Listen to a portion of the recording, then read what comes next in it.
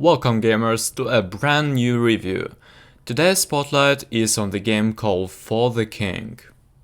For the King is a fun experience for around 50 hours of 3-player co-op or single-player fun. For the King is worth it a full price without DLC. DLC are worth it on sale. I recommend this game if you are not familiar with this genre of games.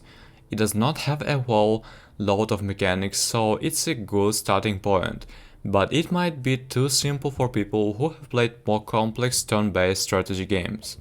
For the King has remote play together, which means if someone on your friend list has it, you can play it together without the other people needing to buy it. For the King is a single-player or co-op isometric turn-based open-world RPG.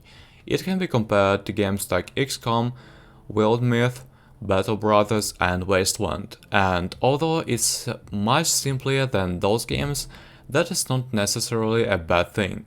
The simplicity of this game makes it a great starting point for this genre of games and also makes it a lot more casual, great for chill co-op with friends. For single player there are better games out there, but this one will do the job. Co-op is way more fun though. There's an official Discord where you can find people to play with, but it's better with people you know. The game has 4 main campaigns, 1 DLC campaign, 1 endless mode and 1 versus minigame. Still PvE but more of a race against your friends. All 5 campaigns are very well done. They each have their own unique mechanics. I'm not the biggest fan of the end dungeons in most of the campaigns, except for the Intro of the Deep, because they have a lot of special enemies with unfair attacks.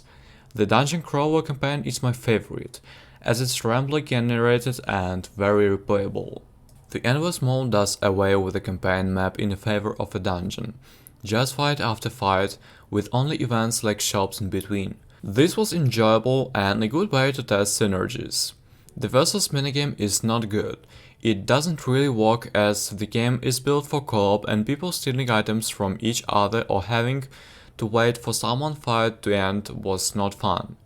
This mode could be reworked and I would not recommend giving this one a go until it gets changed. I doubt it will though. The game has a lot of replayability as the campaigns are semi-randomly generated.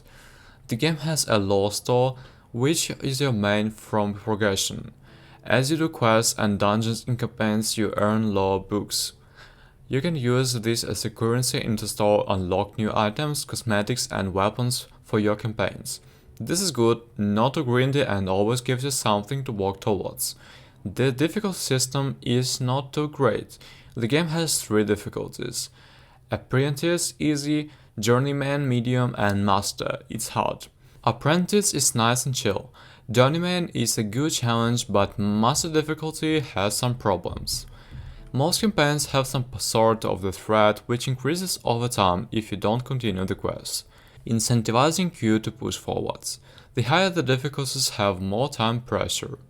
Master difficulty forces you to speedrun, which isn't too bad on its own, but if you combine that with the random nature of an RNG based game, you get a short time to get a lot done. In my master campaigns, I was forced to abandon and retry campaigns when the RNG wasn't going my way, turning the game into more of a roguelike as opposed to a multi-session campaign. I just recommend avoiding this difficulty unless you mean to 100% the game. As a completionist, this game is quite easy to 100%. The hardest Steam achievement is doing the main campaign on the highest difficulty, which is just a trial and error.